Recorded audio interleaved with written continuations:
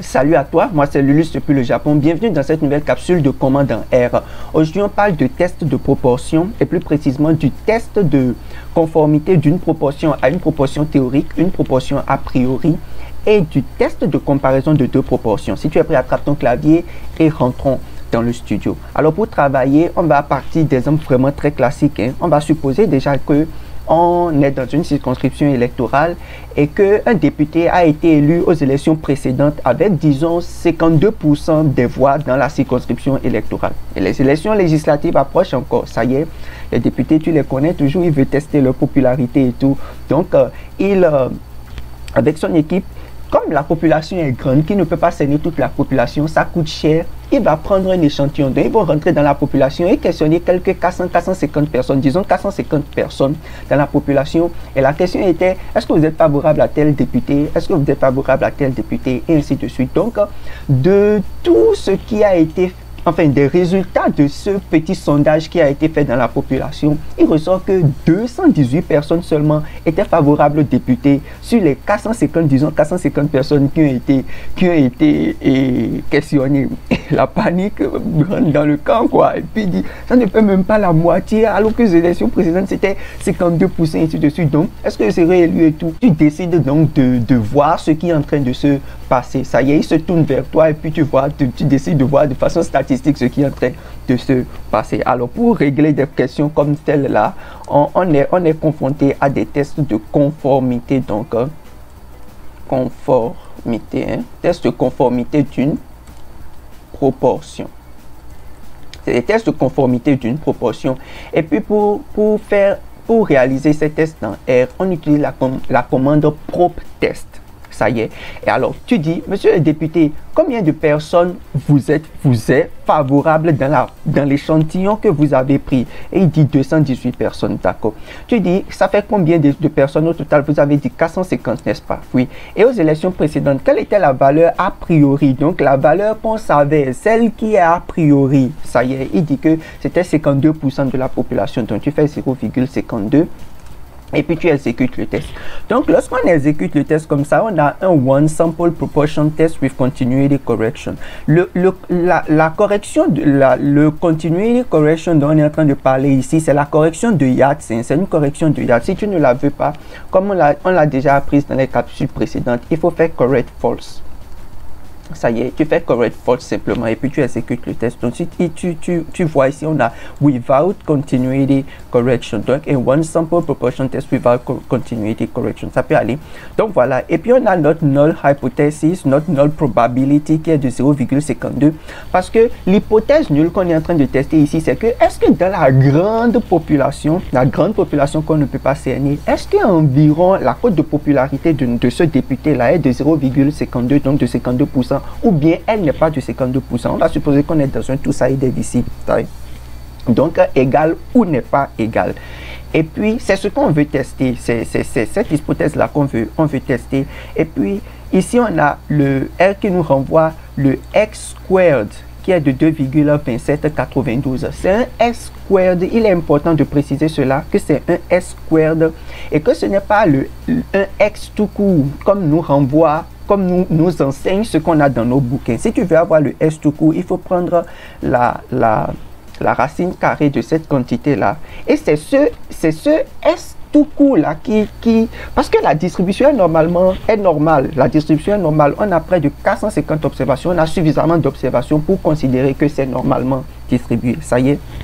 Donc, si on prend le S carré, on ne pourra pas faire directement la comparaison avec le Q qui est lu dans la table. Ça y est, c'est pour ça qu'il faut prendre la racine carrée. C'est un artifice qui est très efficace. Donc on va faire 27 et 92. 27,92. Si on prend la racine carrée, on peut faire Q norme. Ça y est, comme je suis en train de faire un two-sided, ça va faire 0,975 et puis voilà. Donc tu vois, ça fait 1,96, ça on le savait déjà, on a 1,50, tu vois, donc on est bien avant 1,96, donc on est dans la zone d'acceptation, on va accepter l'hypothèse nulle, et on va conclure donc à quoi?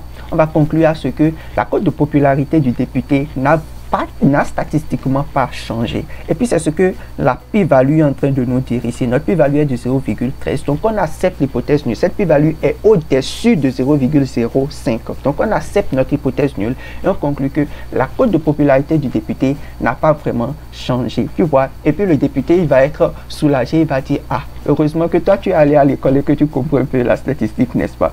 Donc voilà comment on gère rapidement ces tests-là. Je vais écrire ici que on va conclure que on accepte, ça y est, on accepte l'hypothèse nulle,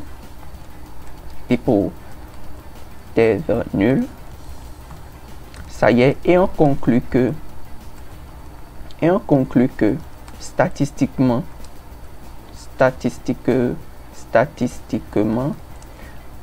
la cote de popularité du député n'a pas changé, quoi. Du député n'a pas changé.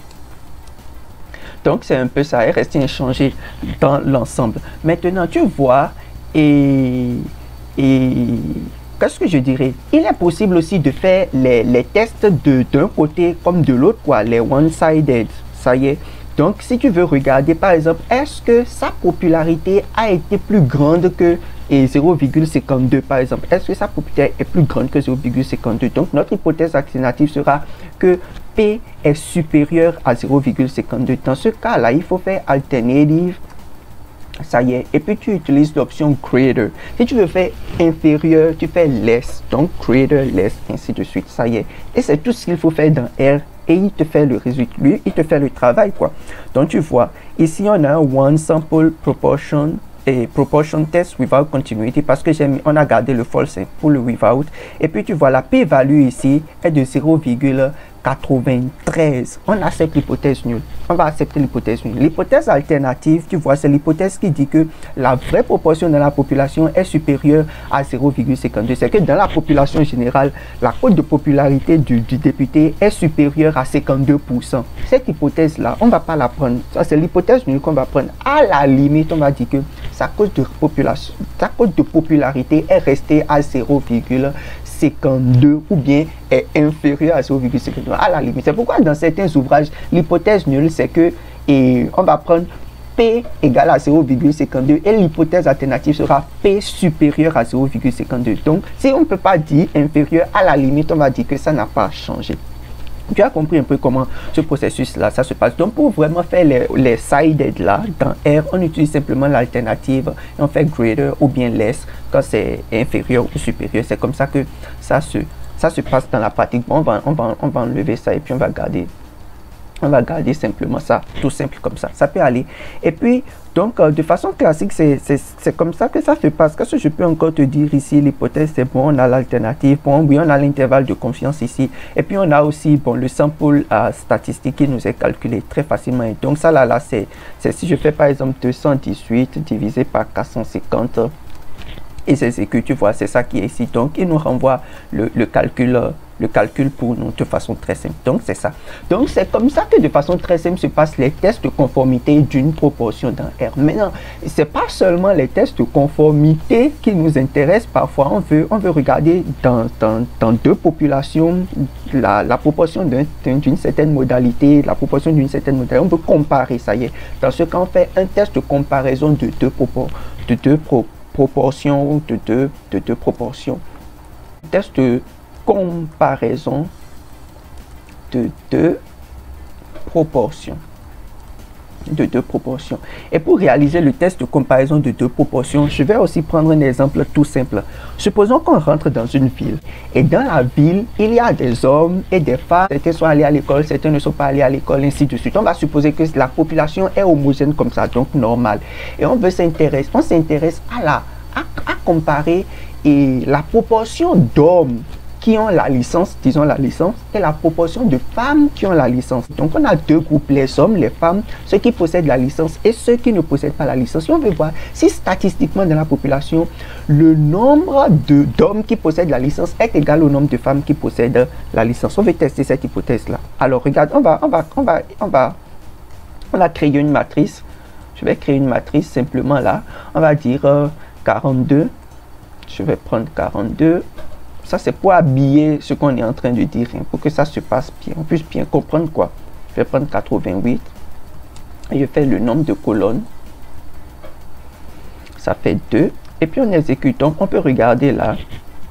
Bon, la matrice n'est pas très propre ici. On va arranger ça ici un peu. Je vais faire et on va faire row names math. Ça y est. Attention là, row name math. Donc sur les lignes, on va dire par exemple que c'est ceux qui ont la licence 1. Et on va dire pour ceux qui n'ont pas la licence, on va dire non licence. Pour garder ça tout simple quoi. Mais ça fait le row name, on va faire call names. Et on construit le tableau de contingence pour que ce soit parlant. Donc ça va faire les sommes. Et ça va faire, je vais utiliser 2. Ça va faire les femmes. Voilà. Et on peut regarder un peu notre matrice maintenant. Voilà, on a les sommes, les femmes, ceux qui ont la licence et la licence. Bon, on va ajouter les marges. On va faire add margins. Add margins math. Pour avoir quelque chose, attention. Attention là, ça va faire add margins math. Math, voilà. Et puis voilà, donc on a un tableau de contingence qui tient bien la route. Ça peut aller. Donc les hommes, les femmes. Le total ici, ça fait 240. Donc 240 personnes dans notre proportion, dans notre population. Il y a 42 hommes qui ont la licence et 36 femmes qui ont la licence. Et puis le total, c'est... Enfin, pour réaliser les tests de comparaison de deux proportions, ces informations sont très importantes. Et puis on va le voir tout à l'heure. Je vais t'expliquer de façon très simple comment ça se passe. Regarde, on fait proportion test comme précédemment. Et puis, au niveau des ins maintenant, on va créer un vecteur. Regarde, souviens-toi que ce qui nous intéresse dans notre population, c'est de comparer les hommes qui ont la licence, c'est la proportion d'hommes qui ont la licence à la proportion de femmes qui ont la licence. Ça y est, donc c'est les succès, les oui, les cas de succès, les cas qui sont vrais qu'on va utiliser. Donc regarde ici, on a 42 hommes qui ont la licence et 36 femmes qui ont la licence. Donc ici, pour le ins, comme on l'avait fait précédemment, on va mettre 42, on va faire 36. C'est les succès qu'il faut mettre au niveau du ins, ça y est. Et pour les n, on va mettre la population, c'est la taille de chaque groupe, la taille de chaque groupe. Donc pour le groupe des hommes, c'est 116. Et pour le groupe, attention, il faut toujours concaténer. Donc pour le groupe des hommes, ça fait 116. Et pour le groupe des femmes, ça fait 124. Voilà, et on peut exécuter notre test comme ça. Donc je reprends, je précise à nouveau. Lorsque tu as le tableau de contingence et que tu veux réaliser ces tests-là, il faut regarder le succès. C'est le succès, c'est la modalité qui t'intéresse, là où c'est vérifié, dans combien de fois ça a été vérifié dans chaque groupe. C'est les succès qu'il faut prendre, que tu mets ici. Donc ici, c'est 42 pour les hommes et 36 pour les femmes, pour ceux qui ont la licence. Ça y est, c'est ça qu'il faut faire. Et maintenant, au niveau des N, tu mets la taille de chaque groupe. Donc 116 et 124. Ça y est, les succès et la taille de chaque groupe que tu passes à R. R lui-même, il fait le reste des calculs dans sa mémoire. Il comprend déjà ce langage-là. Ça peut aller très bien. Donc regardons ici, on a un tout sample test of equality of proportions with continuity correction. Ça y est, un tout sample c'est equality of proportion. Et puis qu'est-ce qu'on a ici? On a les éléments qui sont classiques. Ce qui est très intéressant ici, c'est que R nous renvoie la proportion donc de chaque groupe. Ça y est, donc tu vois, pour le premier groupe, ça va faire 42 sur 116. Donc la proportion de succès, ça fait, si je fais par exemple 42 divisé par 116, la proportion de succès, hein, donc ça fait 0,36, c'est la proportion de succès dans le groupe des hommes. C'est ça qui est là, la même chose que ce qu'on a là dans le groupe des hommes. Donc il nous renvoie cette information là qui est très importante. Alors la deuxième chose que R nous renvoie ici, même avant d'y aller, tu vois ici on a le with continuity correction et on peut changer cela. On peut changer cela avec correct false. Parce que dans la plupart des bouquins, il n'y a pas cette correction de Yates qui est faite, quoi. C'est pour ça que je suis en train de faire cela pour toi, pour que tu puisses aussi t'en rendre compte. Ça peut aller. Donc, et il est très important ici aussi de noter que c'est un x squared qui est renvoyé par R. Et nous, on sera intéressé, le plus souvent, on sera intéressé par, non pas le squared, mais par le x, le z lui-même. Bon, ici, il appelle ça x, on appelle ça z dans nos cours statistiques le plus souvent. Donc, on sera intéressé par ce z-là lui-même. Donc, on va faire la racine carrée. Ça y est, ici, ça fait 1,4063. Et on va exécuter. Donc, ça fait 1,1858. Et on peut comparer cette valeur-là directement au Q de la normale. Ça y est, donc on va faire Q norme. Bon, on le sait, c'est 1,96 hein, ou bien 2. Donc, ça fait 0,975. Voilà. Donc, tu vois ici, on a 0,18, disons 0,19 qui est inférieur à 1,96.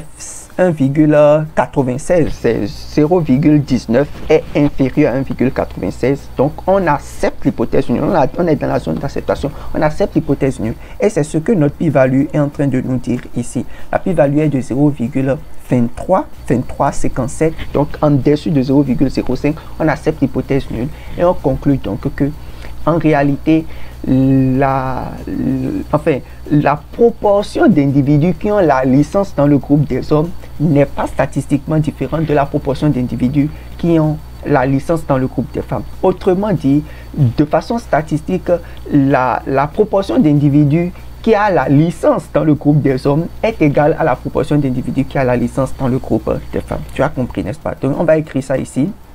On va dire ici que la proportion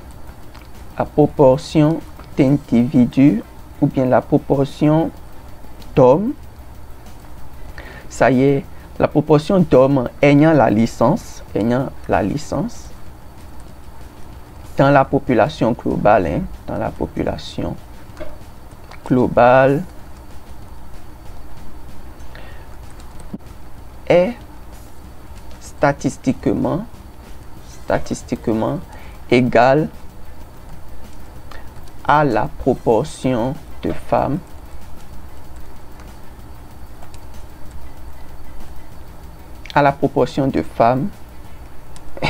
ayant la licence.